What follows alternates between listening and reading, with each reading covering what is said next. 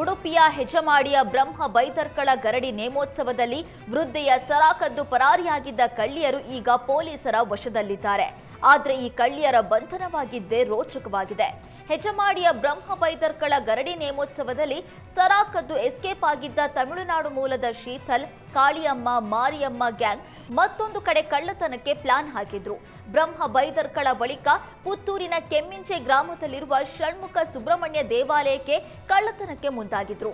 ಆದರೆ ವೃದ್ಧಿಯ ಸರ ಕಳುವು ಸಿಸಿಟಿವಿ ದೃಶ್ಯ ಎಲ್ಲೆಡೆ ವೈರಲ್ ಆದ ಬೆನ್ನಲ್ಲೇ ಆಟೋದಲ್ಲಿ ಕಳ್ಳಿಯರು ಎಂಟ್ರಿ ಕೊಟ್ಟಿದ್ದಾರೆ. ಇದನ್ನ ಗಮನಿಸಿದ ಸ್ಥಳೀಯರು ಕಳ್ಳಿಯರನ್ನ ಲಾಕ್ ಮಾಡಿದ್ದಾರೆ. ಬಳಿಕ ಪೊಲೀಸರಿಗೆ ಮಾಹಿತಿ ನೀಡಿದ್ದಾರೆ. ಸ್ಥಳಕ್ಕೆ ಬಂದ ಪೊಲೀಸರು ಕಳ್ಳಿಯರನ್ನ ಬಂಧಿಸಿ ಜೈಲಿಗಟ್ಟಿದ್ದಾರೆ. ಬೆಳೆಗೆ ನಕಲಿ ಔಷಧಿ ಸಿಂಪಡಿಸಿ ರೈತರು ಕಂಗಾಲಾಗಿರುವ ಘಟನೆ ರಾಯಚೂರಿನ ಸಿರವಾರ ತಾಲೂಕಿನ ಜಕ್ಕಲದಿನ್ನಿಯಲ್ಲಿ ನಡೆದಿದೆ.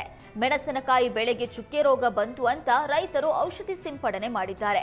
ಆದರೆ ಚುಕ್ಕೆ ರೋಗಕ್ಕೆ ಸಿಂಪಡಣೆ ಮಾಡಿದ ಔಷಧಿಯಿಂದ ಇಡೀ ಜಮೀನು ಹಾಳಾಗಿ ಹೋಗಿದೆ. ಫಸಲಿಗೆ ಬಂದಿದ್ದ ಮೆಣಸಿನಕಾಯಿ ಬೆಳೆ ಸಂಪೂರ್ಣ ಒಣಗಿ ಹಾಳಾಗಿ ಹೋಗಿದೆ. ದೆಹಲಿ ಮೂಲದ ಜನತ್ ಕಂಪನಿ ಔಷಧಿ ಸಿಂಪಡಣೆ ಮಾಡಿ ರೈತರು ಬೆಳೆ ಕಳೆದುಕೊಂಡು ಗೋಳಾಡುವಂತಾಗಿದೆ. ಜಕ್ಕಲದಿನ್ನಿ ಗ್ರಾಮದ 4-5 ರೈತರು ಜನತ್ ಔಷಧಿ ಸಿಂಪಡಣೆ ಮಾಡಿದ್ದು ಎಲ್ಲಾ ರೈತರ ಜಮೀನಿನಲ್ಲಿ ಮೆಣಸಿನಕಾಯಿ ಗಿಡಗಳು ಒಣಗಿ ಬಾಡಿ ಹೋಗಿವೆ. 4 ತಿಂಗಳು ಕಷ್ಟಪಟ್ಟು ಬೆಳೆದ ಮೆಣಸಿನಕಾಯಿ ಬೆಳೆ ಒಣಗಿ ಹಾಳಾಗಿ ಹೋಗಿದೆ.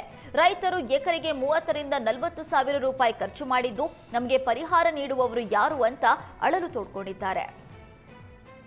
ಅದು ಆ್ಯಂಟ್ರಕಲ್ ಅಂತೇಳಿ ಕೊಡ್ತಿದ್ದಾರೆ ಸರ್. ಆ ಕಂಪ್ನಿ ಹೆಸರು ಡೆಲ್ಲಿ ಕಂಪ್ನಿ ಜನಟ್ ಅಂತೇಳಿ.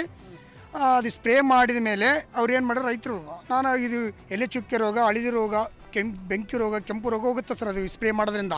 ಆ ಡೀಲರ್ಗೆ ಹೇಳಿದಾಗ ಅದು ಔಷಧ ಕೊಟ್ಟಿದ್ದಾನೆ ಸರ್. ಕೊಟ್ಟ ಮೇಲೆ ಸ್ಪ್ರೇ ಮಾಡಿ ಅವ್ರು ರೈತರು 5 ದಿನ ಆದಮೇಲೆ ಆ ಹೊಲ ಬದಲಾವಣೆ ಕಂಡದ. ಏನು ಬದಲಾವಣೆ ಕಂಡದಂದರೆ ಟೋಟಲ್ ಹೊಲ ತಪ್ಪಲ ಬುಟ್ಟಾಕ್ಯದ. ಫಸ್ಟು ತಪ್ಪಲ ಬುಟ್ಟಾಕಿ ಅಂತ ಬಂದು ಒಣಗಕ್ಕೆ ಸ್ಟಾರ್ಟ್ ಆಗ್ಯದ. ಅದನ್ನು ಹೋಗಿ ಡೀಲರ್ ತಲೆ ಮಾತಾಡ್ಯಾರ, ಸರ್ ನಮ್ಮ ಹೊಲ ಹಿಂಗಾಗ್ಯದ ನೋಡಪ್ಪ, ಹಿಂಗೆ ಹೊಡೆದು ಅಂತ ಹೇಳ್ಯಾರ.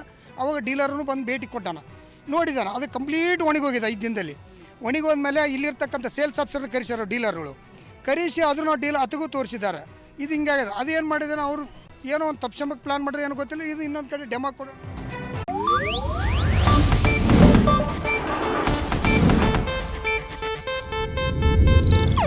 ಇದು ಏಷ್ಯಾನೆಟ್ ನ್ಯೂಸ್ ನೆಟ್ವರ್ಕ್ ಪ್ರಸ್ತುತಿ.